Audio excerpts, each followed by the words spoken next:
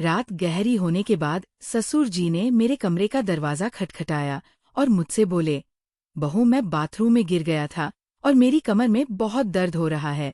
अगर तुम थोड़ी मालिश कर देती तो शायद मुझे थोड़ा आराम मिल जाता।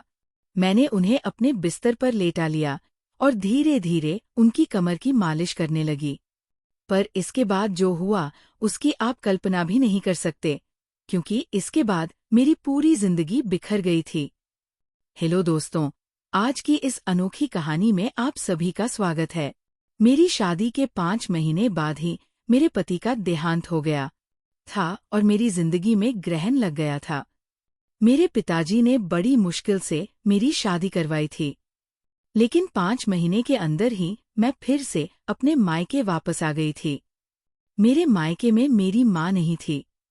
जब मैं 10 साल की थी तभी मेरी माँ का देहांत हो गया था। इसलिए मुझे बहुत डर लगता था कि अगर पिताजी मुझसे कुछ कहेंगे तो मैं किसके आंचल में अपना मुंह छुपाऊंगी। माँ की मौत के बाद पिताजी ने दूसरी शादी कर ली थी और मेरी सौतेली माँ मुझसे बहुत नफरत करती थी। इसलिए मुझे और भी ज्यादा डर लग रहा था। मेरी सौतेली माँ अक्सर मुझे ताने देती थी कि पहले अपनी माँ को खा गई और फिर अपने पति को भी खा गई। अब यहाँ क्या लेने आई है? क्या हमें भी बर्बाद करके छोड़ेगी? ये सब ताने मुझसे बर्दाश्त नहीं होते थे, पर मैं और कर भी क्या सकती थी। मेरी जिंदगी ऐसे ही गुजर रही थी। फिर अचानक एक दिन मेरे ससुर जी हमारे घर आए और उन्होंने मेरे पिताजी से कहा कि वह मुझे फिर से अपने घर ले जाना चाहते हैं। मेरी सौतेली माँ ने तुरंत ही हाँ कर दिया, लेकिन मेरे पिताजी ने कहा, अब आपका बेटा इस दुनिया में नहीं है, तो आप मेरी बेटी को क्यों ले जाना चाहते हैं? इस पर मेरी सौतेली माँ ने मेरे पिताजी से बहस करना शुरू कर दी और कहा, इसमें इतना सोचने की क्या बात है? वो अगर कह रहे हैं कि वह प्रिया को ले जाना चाहते हैं तो उन्हें ले जाने दीजिए ना। आपको इतनी तकलीफ क्यों हो रही है? और वैसे भी प्रिया उनके घर की बहू है। उनके बेटे की मौत हो गई है तो क्या हुआ? वह अपने ससुराल तो जा ही सकती है ना। माँ के इस झगड़े के बाद पिताजी ने कहा, अगर मेरी बेटी वहाँ खुश रहेगी तो मुझे कोई दिक्कत नहीं है। प्रिया अगर जाना चाहती है तो आप उसे जरूर ले जा सकते हैं। मेरे ससुर जी ने मेरी तरफ देखा और कहा, चलो कपड़े वगैरह लेकर आओ। मैंने भी सोचा कि यहाँ रहकर सौतेली माँ के ताने सुनने से अच्छा है कि अपने ससुराल जाकर सुकून से रहूं। मैं ससुर जी के साथ वापस ससुराल आ गई थी। यहाँ पहुँचने के बाद मैं अपने कपड़े बदल रही थी कि तभी मेरे ससुर जी मेरे कमरे में आ गए और बोले, बहू एक कप चाय बना लाओ।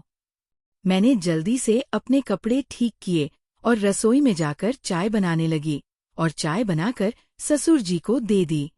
चाय पीते हुए उन्होंने मुझसे कहा, प्रिया तुम्हें पता है इस घर में मैं बिल्कुल अकेला हूँ। मेरा बेटा मेरी इकलौती संतान थी और तुम्हारी सास भी गुजर गई है। मैं इसीलिए तुम्हें यहाँ लेकर आया हूँ ताकि मुझे इस घर में अकेला ना लगे। मैंने कहा, पिताजी आप बिल्कुल चिंता मत करें, मैं भी तो आपकी बेटी की तरह हूँ। मैं हमेशा आपके साथ रहूंगी। फिर ससुर बोले, मुझे पता है कि तुम मेरे साथ रहोगी, क्योंकि तुम्हारी सौतेली माँ तुम्हें मायके में कभी शांति से नहीं रहने देगी। इसी तरह दिन गुजर रहे थे और हम दोनों एक दूसरे का सहारा बने हुए थे। 6 महीने बाद एक रात मैं अपने कमरे में सो रही थी कि तभी देर रात किसी ने मेरा दरवाज़ा खटखटाया। मुझे समझ आ गया था कि ये मेरे ससुर जी ही होंगे, क्योंकि इस घर में हम दोनों के अलावा कोई और नहीं था और आधी रात को कौन दरवाज़ा खटखटाएगा। मैंने सोचा कि शायद पिताजी को कुछ जरूरत होगी, तभी देर रात यहाँ आए हैं। दरवाज़ा खुलते ही मेरे ससुर जी ने मुझे पकड़ लिया और बोले, बहू मैं बाथरूम में गिर गया था, मुझे बहुत दर्द हो रहा है, अगर तुम थोड़ी मालिश कर दो तो मुझे आराम मिल जाएगा। फिर मैंने उन्हें अपने बिस्तर पर ही लेटा लिया। मैंने उनकी मालिश करना शुरू कर दिया। कुछ देर तक मालिश करने के बाद मैंने नोटिस किया कि ससुर जी मुझे अजीब तरह से घूर रहे थे। ये देख के मैं थोड़ा सहम गई थी। तभी मैं बोली, ससुर जी क्या हुआ? आपको किस जगह पर ज्यादा चोट लगी है? अगर आप कहो तो मैं डॉक्टर को बुला दूं। इस पर ससुर जी ने कहा कि नहीं बेटा, तुम बस मालिश कर दो, इससे ही आराम मिल रहा है। उनकी अजीब सी बातें सुनकर मुझे अब और भी अजीब लगने लग गया था। फिर मैं बोली, ससुर जी आप यहीं मेरे कमरे में ही लेट जाइए। कमर में दर्द लेकर आप अपने कमरे तक कैसे जाएंगे? मैं आपके कमरे में जाकर सो जाती हूँ। मेरी बात सुनकर मेरे ससुर बोले, बेटा तुम मुझे इस हालत में अकेला छोड़कर चली जाओगी। अगर रात को मुझे बाथरूम जाना पड़ा या अगर मुझे किसी और चीज की जरूरत पड़ी तो मैं क्या करूँगा? इससे बेहतर है कि तुम यहीं सो जाओ। कुछ समय बाद मेरे ससुर उठकर मेरे पास आए और बोले, बहू मैं तुमसे कुछ कहना चाहता हूँ। अगर तुम मेरी बात मान जाओ तो ही मैं कहूँगा। उनकी इस बात से मेरा दिल और भी ज्यादा बेचैन हो गया था।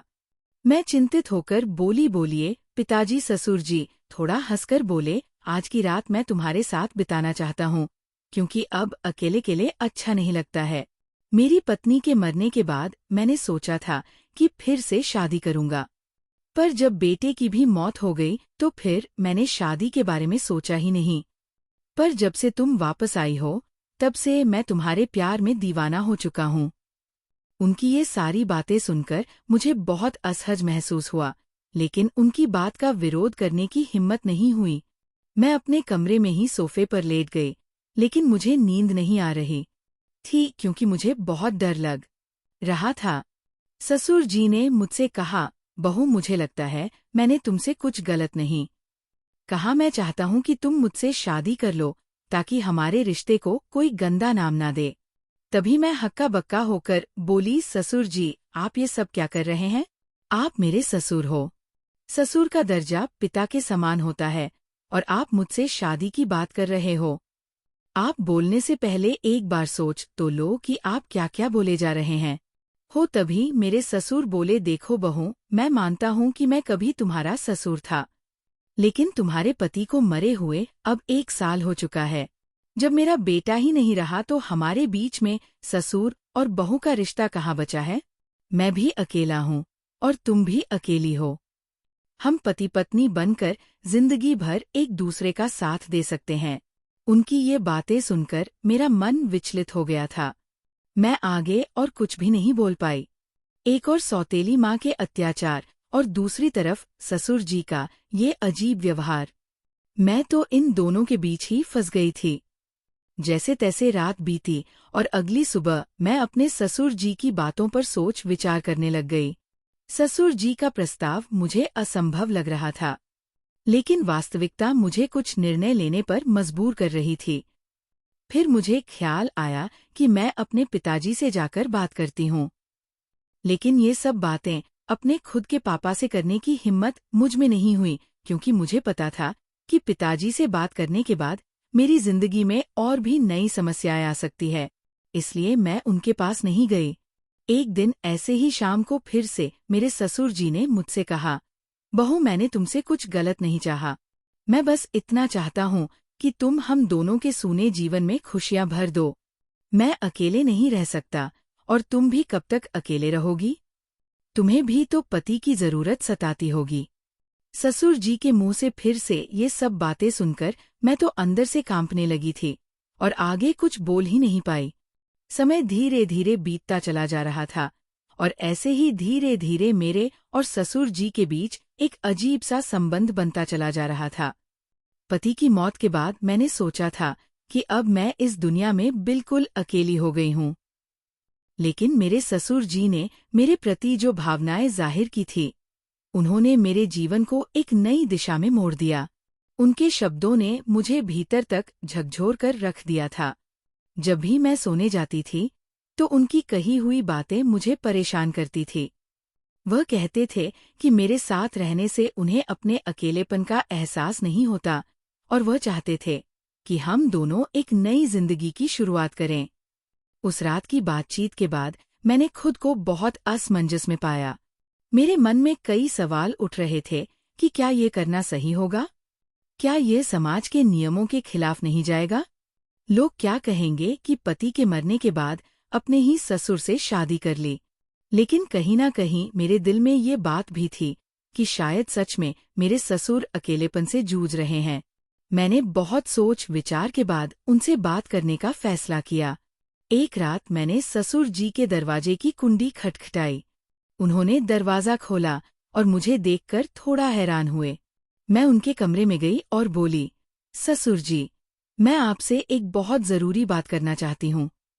उन्होंने मुझे बैठने के लिए बोला और बड़ी गंभीरता से पूछा, क्या हुआ बहू, तुम इतनी रात गए क्यों आई हो? मैं थोड़ी हिम्मत जुटाते हुए बोली, ससुर जी, मैंने आपके प्रस्ताव के बारे में बहुत सोचा है। मैं समझती हूँ कि आप अकेलेपन से जूझ रहे हैं और एक साथी की जरूरत महसूस कर रहे हैं। लेकिन इस रिश्ते के लिए मेरी एक शर्त है कि हमारे बीच हमेशा प्यार और सम्मान का रिश्ता रहेगा। आप मुझे बेटी की तरह सम्मान देंगे और मैं आपको पिता की तरह आदर दूंगी। क्या आपको मेरी शर्त मंजूर है? उन्होंने मेरी बात को ध्यान से सुना और फिर कहा, मुझे तुम्हारी शर्त मंजूर है। मैं इस प्यार और सम्मान को हमेशा बनाए रखूंगा। उनकी ये बात सुनकर मेरे दिल का बोझ थोड़ा हल्का हो गया था। फिर कुछ दिनों के बाद हमने एक छोटे से समारोह में शादी कर ली। ये शादी समाज की नज़र में असामान्य थी, लेकिन हमने अपनी स्थिति को स्वीकार कर लिया था। शादी के बाद के दिन मेरे लिए बेहद चुनौतीपूर्ण रहे। गांव ने लोगों ने तरह तरह की बातें करना शुरू कर दिया था। रिश्तेदारों ने भी हमसे दूरी बना ली थी। लेकिन हमने इन सब की परवाह किए बिना अपने जीवन में आगे बढ़ने का फैसला किया। हमारे रिश्ते में धीरे धीरे प्यार और समझ बढ़ने लगी थी। ससुराल में पहले जहां मैं खुद को असहज महसूस करती थी, अब वही घर मुझे अपना सा लगने लगा था। ससुर जी हर संभव प्रयास करते थे जिससे मैं खुश रहूं। उन्होंने मेरी हर छोटी बड़ी जरूरत का ख्याल रखा था और मेरी सारी ख्वाहिश पूरी करते थे। वो हर दिन मेरे लिए कुछ ना कुछ खास करने की कोशिश करते थे। कभी मेरी पसंदीदा खाने की चीजें लाते थे तो कभी मेरे लिए नई नई साड़ियाँ लाते थे। धीरे धीरे मैंने उनके प्रति एक अलग तरह का आदर महसूस करना शुरू कर दिया था। हम दोनों ने मिलकर एक नई जिंदगी की शुरुआत की थी। ससुर जी अब मेरे जीवन का एक अभिन्न हिस्सा बन चुके थे और अब हमारे बीच का रिश्ता सिर्फ ससुर और बहू का नहीं रहा, बल्कि अब हम दो जिस्म और एक जान हो चुके थे। उन्होंने मेरी बंजर जिंदगी में बरसात की थी। उन्होंने मुझे फिर से हंसना सिखाया था, जीवन को एक नए नजरिए से देखना सिखाया था।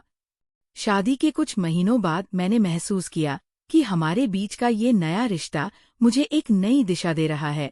हम दोनों ने साथ मिलकर कई मुश्किलों का सामना किया और हर बार एक दूसरे का साथ दिया। ससुर जी के साथ मेरे इस नए रिश्ते ने मुझे जीवन के कई नए पहलू दिखाए थे।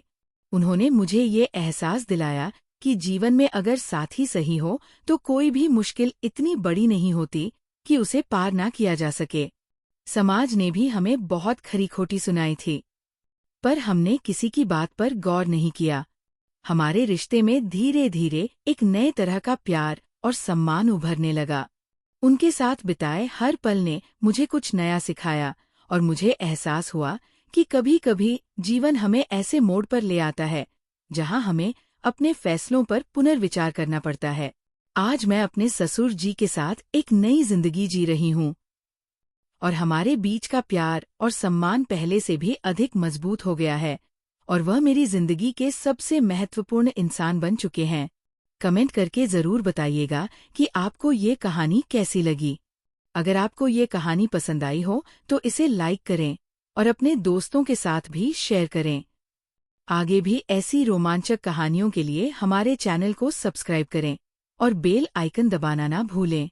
सब अपना और